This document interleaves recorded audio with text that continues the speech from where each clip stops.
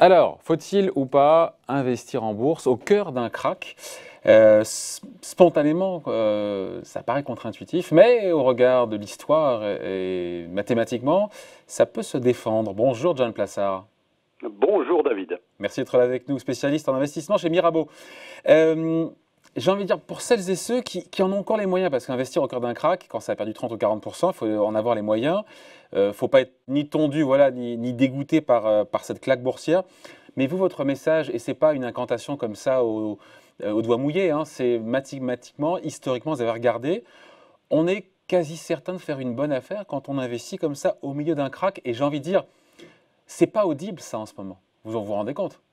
Oui, tout à fait, clairement. Et c'est la question que j'entends tous les jours de la part des clients qui me demandent est-ce qu'il faut revenir sur les marchés? Et on a vu que, même en attendant, on a vu que les marchés continuent à baisser. Alors simplement, ce que j'ai fait, c'est que je me suis focalisé sur les trois crises majeures, donc 2008, 1987 et la Grande Dépression. Et puis j'ai fait un exercice. Pourquoi pas la crise de l'an 2000, la crise Internet, pourquoi ne pas avoir regardé celle-là aussi? Parce qu'elle était beaucoup plus focalisée sur un secteur, c'était le secteur de la technologie. Alors qu'on voit qu'aujourd'hui et dans les autres crises, c'est tous les secteurs qui baissent. Dont acte. Donc, alors ça donne quoi? Alors, si je prends par exemple 2008, imaginons que vous ayez investi juste après la chute de Lehman Brothers, alors que vous aviez déjà une baisse des marchés, en vous disant que le pire était derrière vous. Eh bien, qu'est-ce qui se passe? Sachant que je vous coupe, il y a eu une deuxième vague de baisse derrière. Hein. Exactement, justement, de plus de 25%. Donc, pas de chance pour vous.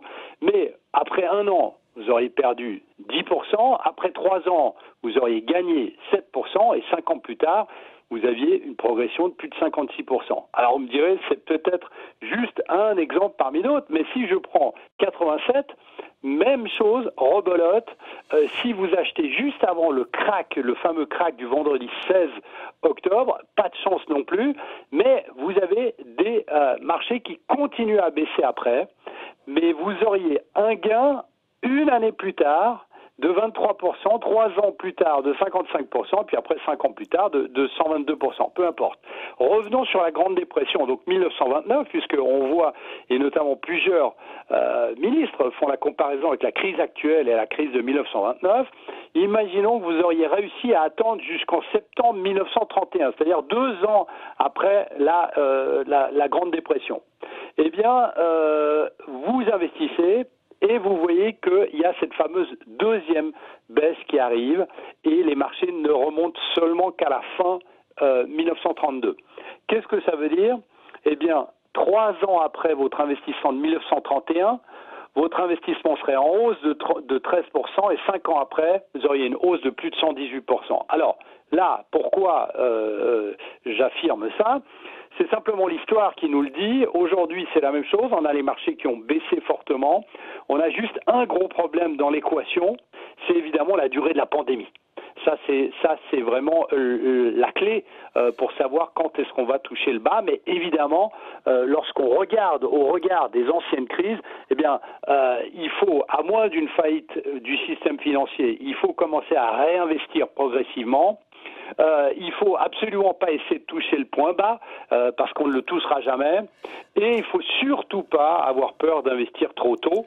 C'est intéressant, John Plassard. Ce qui est intéressant, c'est qu'en fait, l'idée, c'est de dire que la stratégie peut être fructueuse, enfin celle qui consiste à dire que même si les indices boursiers n'ont pas terminé leur purge, c'est fructueux à l'aune de l'histoire, qui dit qu'elle se répétera, on ne sait pas.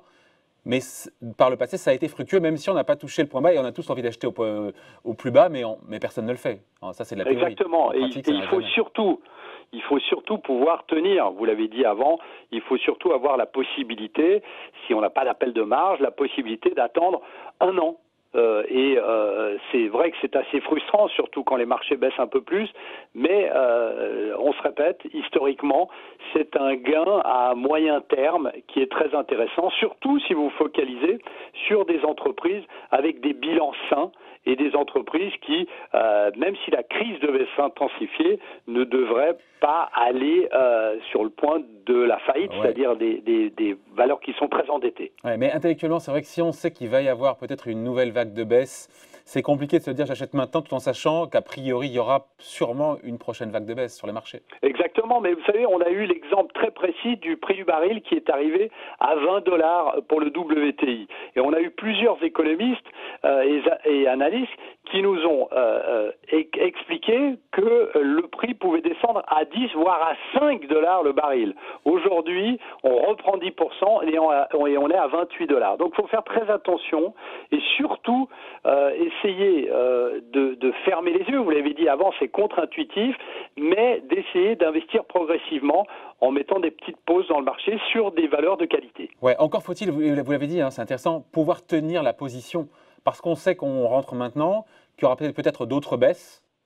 Et donc, il faut tenir la position avant la remontée.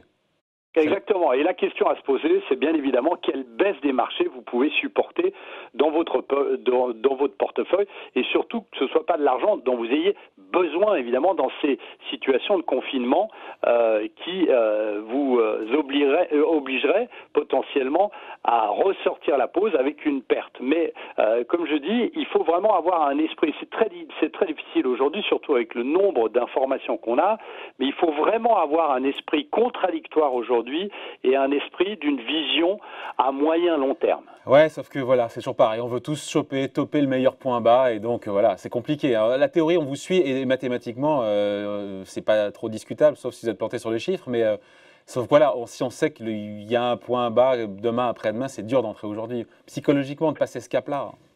Tout à fait, exactement. Mais ce que je dis, c'est que, en fait, le problème dans l'équation, c'est vraiment la durée de la pandémie. Aujourd'hui, on peut quand même voir que, au vu de l'action historique des gouvernements, de l'action historique des banques centrales, d'une économie qui est en train de redémarrer en Chine, on l'a vu sur plusieurs statistiques, d'un sentiment qui n'a jamais été aussi bas. Donc, au niveau contrariant, on est quand même proche d'un rebond, si on prend aussi une nouvelle fois l'historique de ces indicateurs.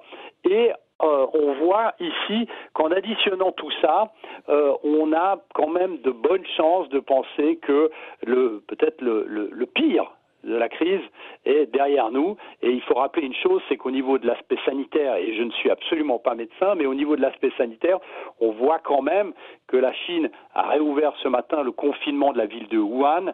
On voit aujourd'hui que le nombre de morts, et c'est dramatique évidemment, mais le nombre de morts est en train de diminuer en Espagne, et c'est un peu la même chose en Italie. Alors on espère que ce cycle de la maladie est en train de baisser. Évidemment, la question clé, c'est de savoir comment les Américains vont réagir et si le confinement va durer, surtout aux États-Unis. Et on aura cet après-midi les chiffres de l'emploi qui devraient nous donner un peu plus d'indications sur ce qui est en train de se passer réellement au niveau de l'économie aux États-Unis. Ouais, ce qui se passe, on finit là-dessus, c'était pas prévu, mais juste un mot, parce que vous parliez du pétrole, John Plassard.